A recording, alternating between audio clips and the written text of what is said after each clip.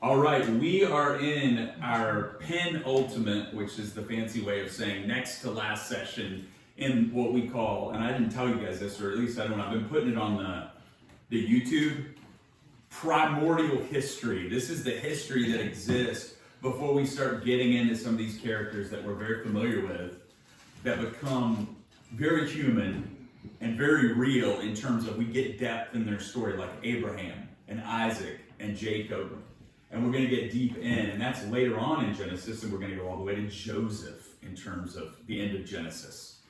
But this is what happened before, in the beginning, Barashit in Hebrew. And so today, we're going to finish. The ark is landing. Noah is landing. The Lord has proven himself faithful, and he has provided. So we talked last time about the decreation. So we talked about this understanding, and I don't know if you guys noticed this, but everything started looking like it did in Genesis chapter 1. There was water everywhere, and you'll notice too, what caused the water to go away? A wind. Ruach, spirit, that same word that was used in the beginning where there was Tahu Bovu, this vast and formless watery chaos that God's Spirit dwelt over, and then he spoke order and life and all of these things into. And so if you haven't been noticing, we've been seeing these things happen again and again. We've been seeing a cycle of these things happening. But this cycle is about to be interrupted. As we know, Noah lands, he sends the dove out, and by the way, the word for dove is Jonah.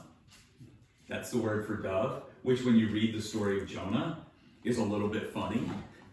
Even though it's accurate, Jonah was the one who, even though he didn't want to, came declaring peace.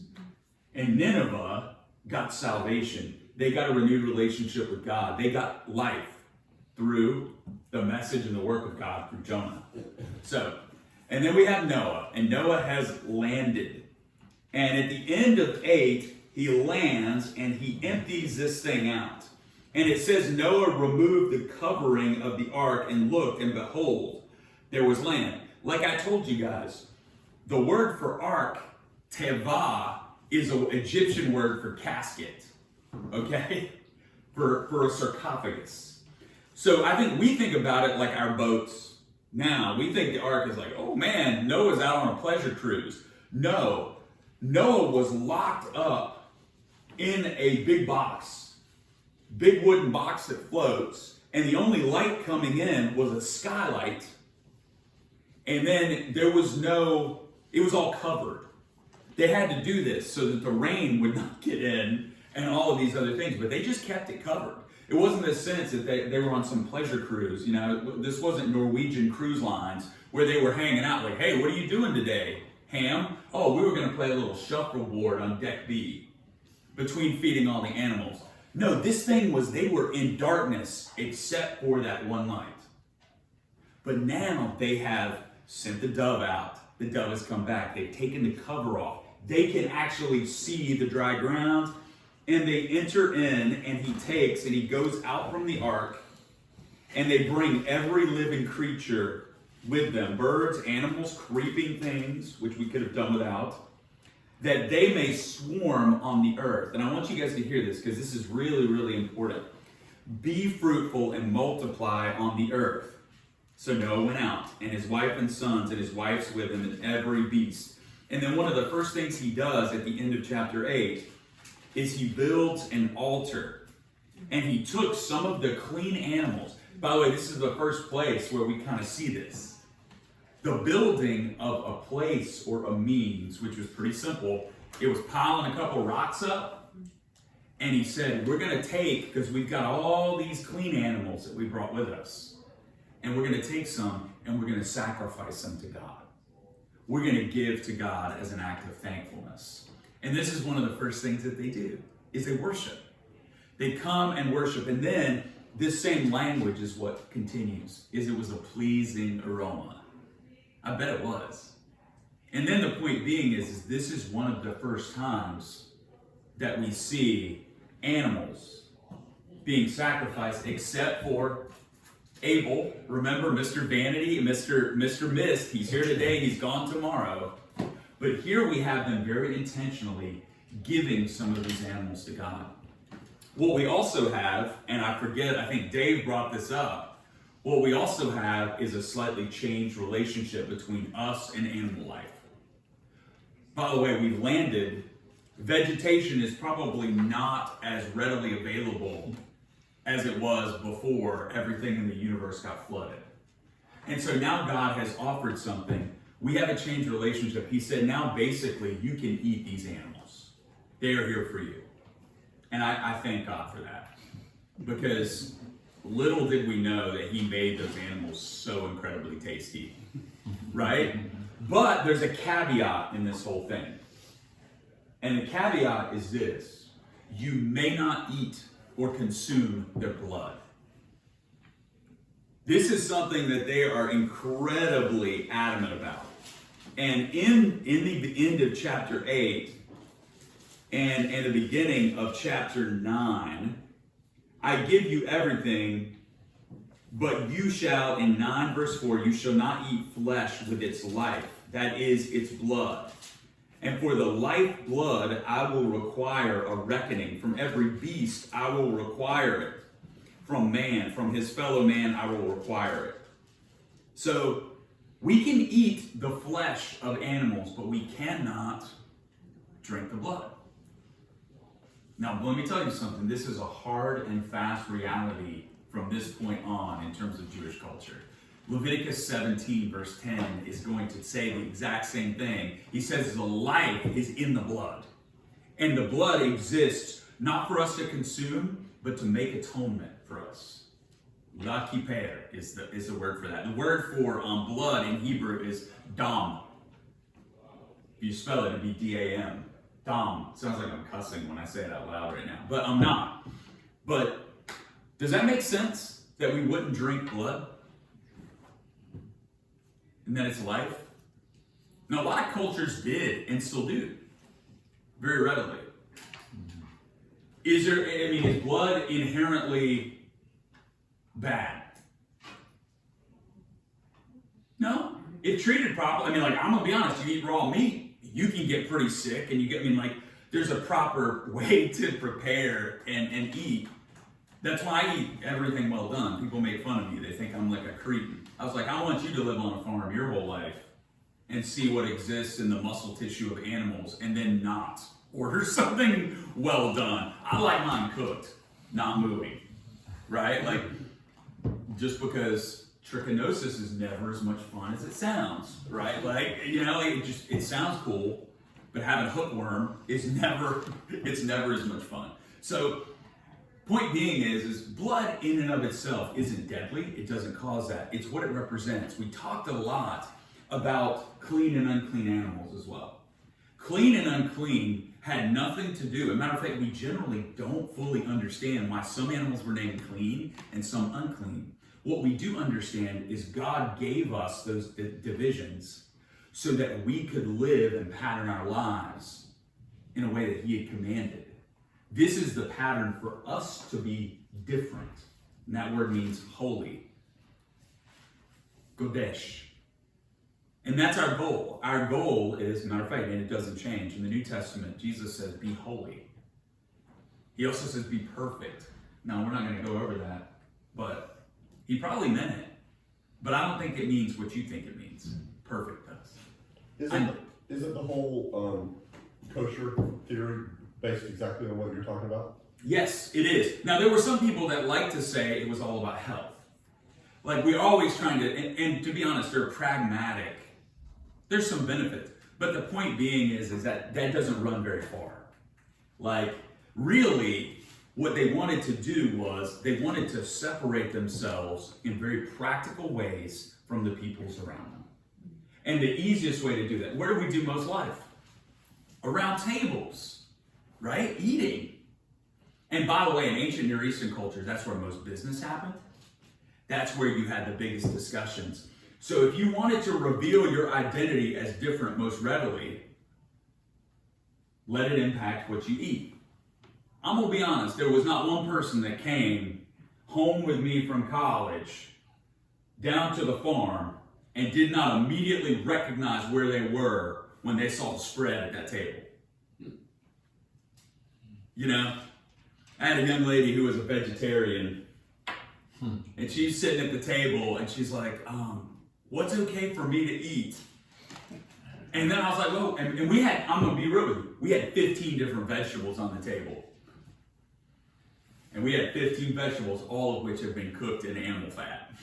right? But I didn't, you know, I just sort of kept it, I didn't want to make a big deal because I wanted them to be able to eat, but they got a plate full of vegetables, and then they're like, these are the best vegetables I've ever had in my life. And I'm sitting there watching the green beans, and I'm watching that fat bag just float. You know, I'm like, yeah, I wonder what they do differently down here that makes it taste so good. But our tables reveal our identity in many cases, what we eat. That's why. What's our table set with? And this is a bigger issue that goes to the New Testament. Our table is set each week with bread and wine. And that bread and wine represents for us the body and blood of Jesus. Which you say, wait a minute, we drink blood. This seems bad. By the way, you know, in John chapter 6, that's why many people left. Culturally, Jesus had said something that so offended them. Do you realize that? They said, this teaching is too hard for us. You know what he had just said? He had just said, if you want to have life, you must eat my flesh and drink my blood. Now, he wasn't talking about he was talking about bread and wine. But what he was saying is, if you want to live, you've got to get life in you. And I am the only life. And what's interesting is Jesus' blood fulfills all of the things it said.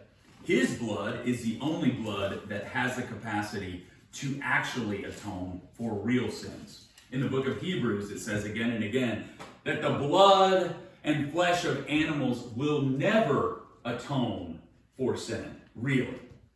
And by the way, and if you guys ever want to study Leviticus, I could probably surprise you guys more with what's in Leviticus and how that agrees with the New Testament than you would imagine. Because it does. It's in complete agreement with everything said in the New Testament. So, we have this blood, and there's a chiastic structure that tries to show you about this, like, whoever sheds the blood of man, man shall shed his blood. There's also this sense. Blood is what keeps us going. It represents life. And we do not take life and try to consume it and absorb it. And this is especially true for others that are made in the image of God, and it makes this clear. We do not take the lifeblood from anyone made in the image of God. And if someone does that, then their life is taken in a similar fashion. And that's set. Like, this is how important humanity is. We are not like animals in this way. There's no blood debt when we kill a lamb and eat the lamb and offer its blood to the Lord and say thank you for this. That's what we're doing in those situations. But when we do that for other humans, it's bad. And you're going to see this throughout the entirety, right? It's no small thing ever in the Bible for people to be killed. And I want to make that clear. I know we think the Old Testament is super violent because it was in a super violent time. But it is never a small thing in God's sense for life, for one of his images, no matter who they are, to be taken. And for their life to be taken. So, and just like Abel, their blood cries out to him, right? For justice, for things to be made right. So, we have this, but we're going to come to we got a new thing that has come around that we have to focus on, because this is going to be really important from here throughout the entire rest of the Bible. And it's this little word right here, barit, covenant. A barit is, do we know what a covenant is? Do we enter into covenants with one another? Yeah, a covenant is a legal agreement. And by the way, the legal agreement that we have, and we've always had legal agreements. Sometimes they've been handshake agreements. Sometimes we've signed documents. Sometimes we've actually made transactions. Like, I give you my daughter in marriage. And in doing so, our kingdoms, we will have peace with one another. You won't attack me or exploit me. I will not do that to you because we're not family, right? Covenants are the centerpiece of life. We make agreements, like, and it's interesting because now we have all these covenants, but they're not stated, right? They're unstated covenants, right? Like, I live in America, and we should have a public school system that I can send my kids, like, I should be able to send my kids to get educated, and they should be able to do that in relative safety, and they should be able to learn basic things. Was that true 200 years ago in America? No, that's a new covenant, isn't it? I mean, like, that actually is barely 100 years old, if that. Like, where we said those things, but we have those. We have stated covenants. We have unstated covenants and expectations that we have. But here's the deal. We have a covenant that God has established here. And we noticed it. And what is the covenant that he says? He says, I'm not going to do this again. I'm not going to wipe out the way that I have done this, all living things, right? Like, he makes that decision. Now, with every covenant, sometimes it's a signed paper. Sometimes it's actually physical people. Sometimes it's a big monument. What monument, what sign does God give of his covenant? The rainbow. Keshet. What is a rainbow? What is a rainbow? You want to know what causes it? Or Yeah, what causes a rainbow? It's probably the humidity in the air, Reflection and the of- sun, reflection. The spectrum of. Yeah, it's Roy G. Biv is what it is. Yeah, so we got white light, and then all of this refracted through tiny rain droplets, right? Like, which we can produce out in the yard on a sunny day with a hose pipe. If we get it just right, all of the light, all of those water droplets become like little prisms that separate those lights out into this vast bow. Now the term, that's exactly what a rainbow is. Now this term is the same term that is used for bow. What does a rainbow and a bow have in common? The shape. But I think we miss oftentimes because we think about rainbows as these incredibly cute, beautiful things. I mean, we all do. We see a rainbow and we stop and we're like, oh my gosh, that's incredible. And that's what it's intended to. But the image that's being used here is the image of a weapon. And it's a weapon pointed up, away from the earth in terms of protection, care. And this is the sign that it has given us. And I think we think, oh, that's beautiful, like all this other thing. But this is a militaristic sort of term. And so when you see it in other places in Hebrew, it's generally talking about weapons of war, weapons that you would use to shoot at each other and to fight and to do all of these different things. So, but this covenant is called, and this is the Noachic covenant. This is the first covenant that we're given. By the way, we're going to have another covenant called the Abrahamic, Abraham, the covenant that God makes with Abraham. Now, we talk about this thing called the New Covenant of his blood. Matter of fact, we say it each week when we do communion. That Jesus has instituted something that is new. Now, it was told about, it was foresaw by prophets, it was preached and proclaimed, but now we live under new management, as the case may be. We have a new agreement. It's been reorganized. And who is the one that makes these covenants ultimately? God. And that's pretty easy to see why. He's the only one that can do it. And we're going to see, we won't see, but if you study, God is in the business of not only offering covenants, but fulfilling covenants, even when we do not. See, generally covenants work in this way. I do something, you do something. Right? That's how it's supposed to be. Like, hey, I save you, you do these things for me. I give you this, you produce this. We're going to notice an alarming pattern of God entering into covenants with people and him fulfilling both sides of the covenant. And that makes sense when you understand the very nature of God. He does not have equals. He does not have those. And so if he wants to see us flourish and fulfill, he's going to have to do both parts. And he's going to have to forgive, and he's going to have to invite us deeper in. So, we've got our first ever Barit. And you know what you do, how you get a covenant? You don't say make a covenant, you say cut a covenant. Because usually covenants happen during this period of time through slicing an animal in half. You're going to see that in Abraham. He's going to slice an animal in half, and he's going to walk between the parts. And so we always say karat barit. You cut a covenant. So it's an interesting word, but it's a central word for what we're doing here. So we also have something really weird that happens. They land and they go, and then it says that Noah is a ish ha-adamah. He is a man of the soil.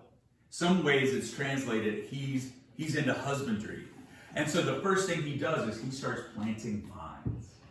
And he plants vines, and they're fruitful. He's good at it. He's good at planting these vines. And then they produce grapes. And then he also seems to be pretty good at converting them into wine. And then Noah gets hammered. I mean, and this is an interesting way, right? Like, these are not the stories, by the way, in other cultures that they tell about their heroes.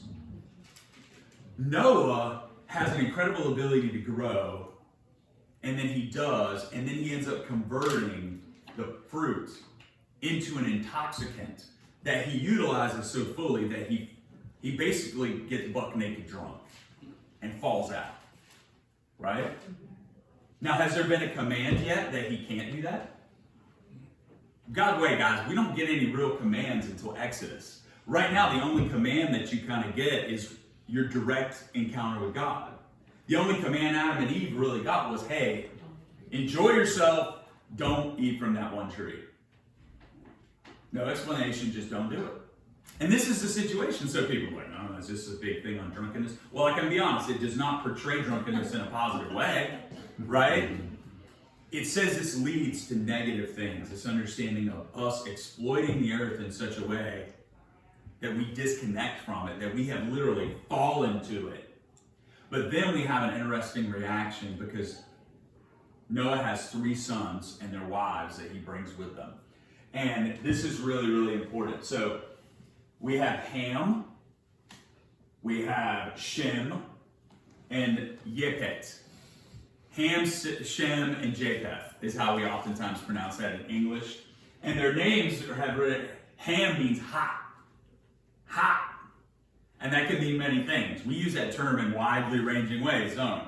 By the way, the places that they're from, geographically, you know what they're generally known for? Hot. Real hot. I've been there. I've been to Africa. Hot. I've been to Egypt. Hot. I've been to the Holy Land. Hot. But also, it's also known for, when we say somebody hot, we don't mean they're good looking. We mean they're angry, right? Like, you don't want to touch them. They sizzling. They are sizzling. Don't mess with them. They get fired up quick. Even in our language, we appropriate that. Then we have Shem. And that, you know what that means? Name.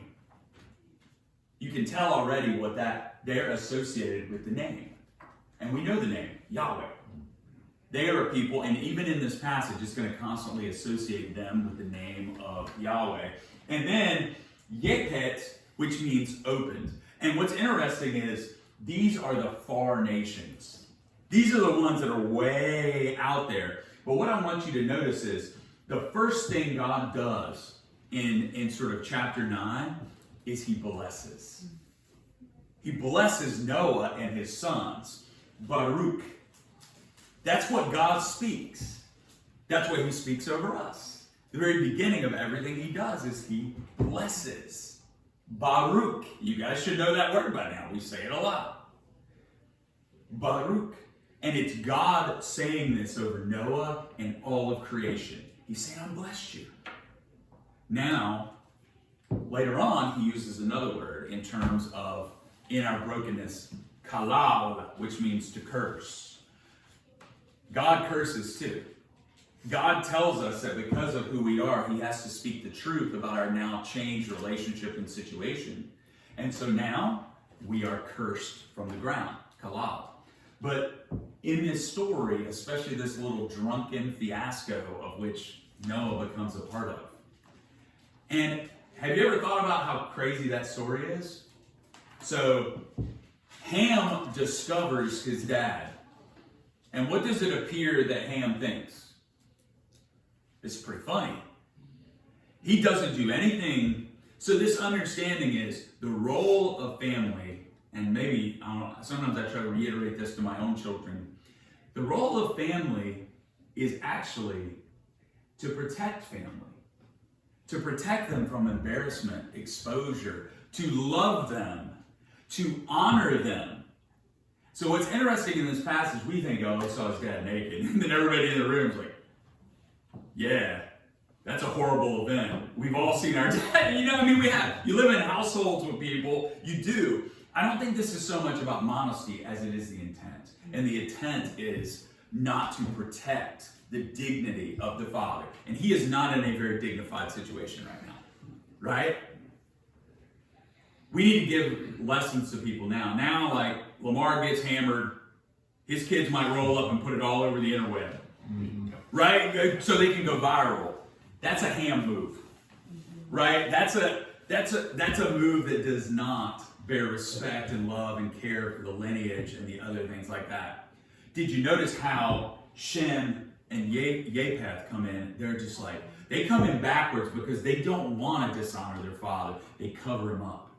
There's a tenderness that exists there that somehow was missing. But here's the interesting thing. This has results.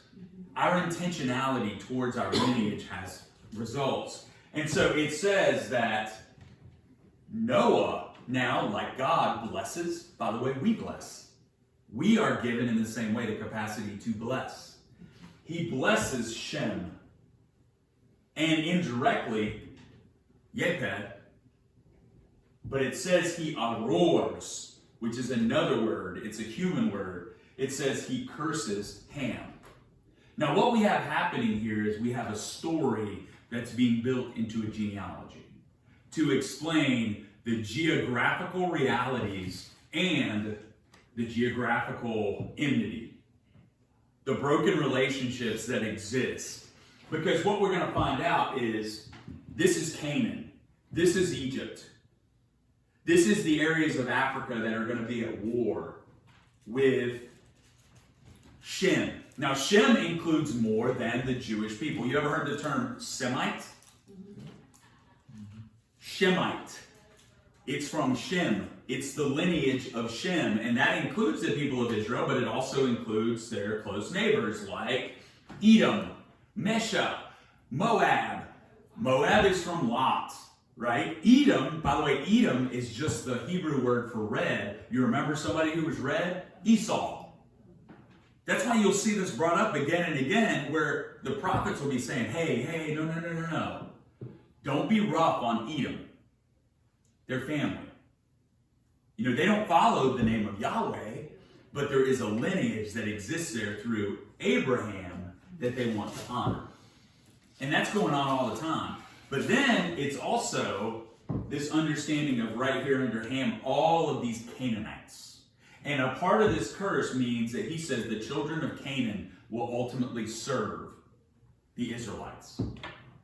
So, which happens. These are all the shites that you guys are hard to say. The Girgashites, the Amalekites, the Hivites, like the ites. That's who's included in this.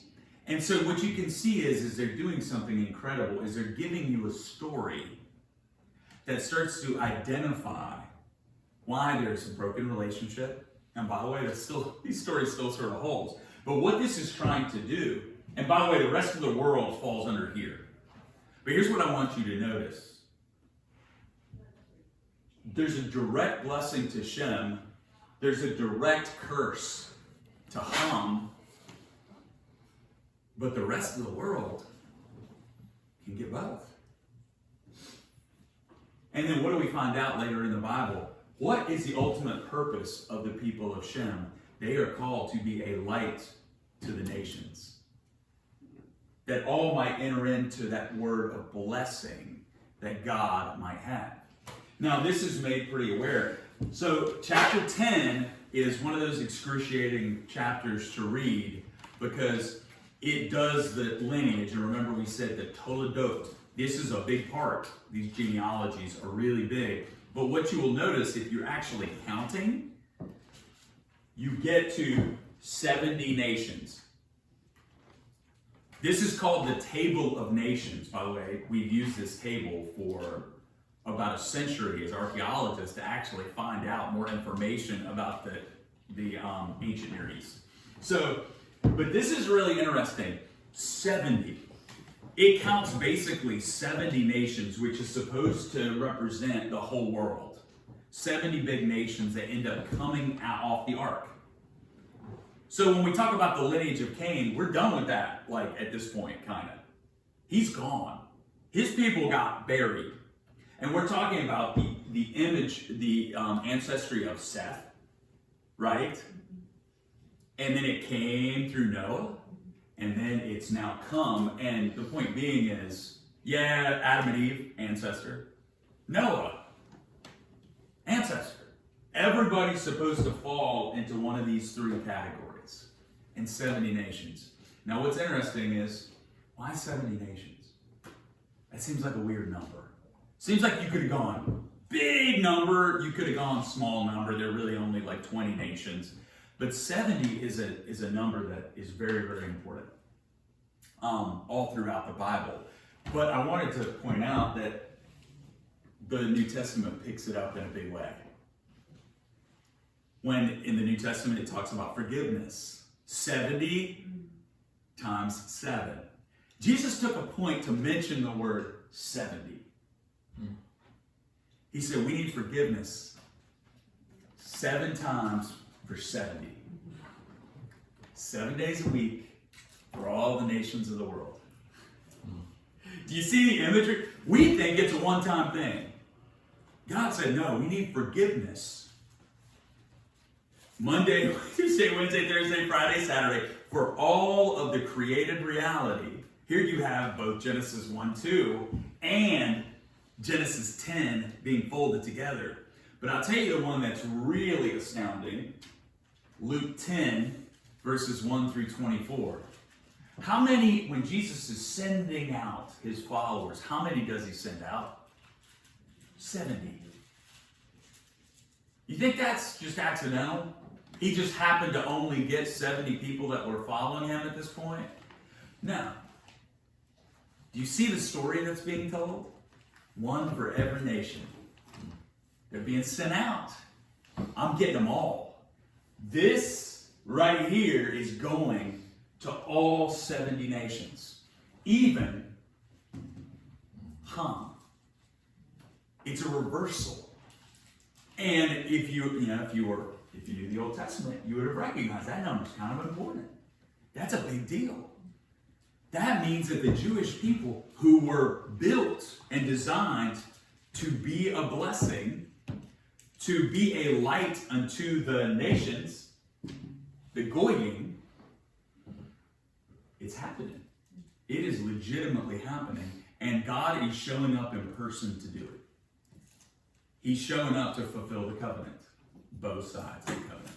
So, with that said, this is where we are. Now, as you'll notice, the whole command has been be fruitful and multiply. Be fruitful and multiply. They're supposed to be filling the whole earth. Is that how we work? No. So next time, and we've been given this very easy command. Matter of fact, somebody said, be fruitful and multiply is one of the few commands that we've ever been given that we actually like doing and have made an attempt to do. But here's what's sad. Even in that situation, we will mess it up. Because here's the deal, we find a place of comfort. We were supposed to be filling up the entire world. But what happens when we find a nice spot? We say, well, let's fill up this one spot. Let's just fill up this one spot.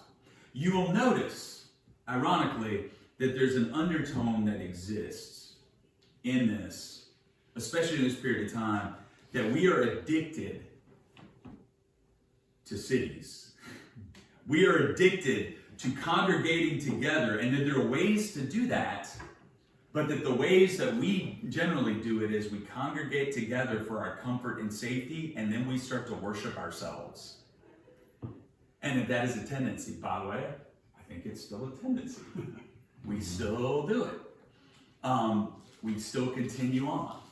You know, when you go to all of the city-states that existed in the ancient Near East, 3,000, 4,000, and 5,000 years ago, most of them were centered around the worship of people and about the magnification and the glory, giving glory to the things that those people could build.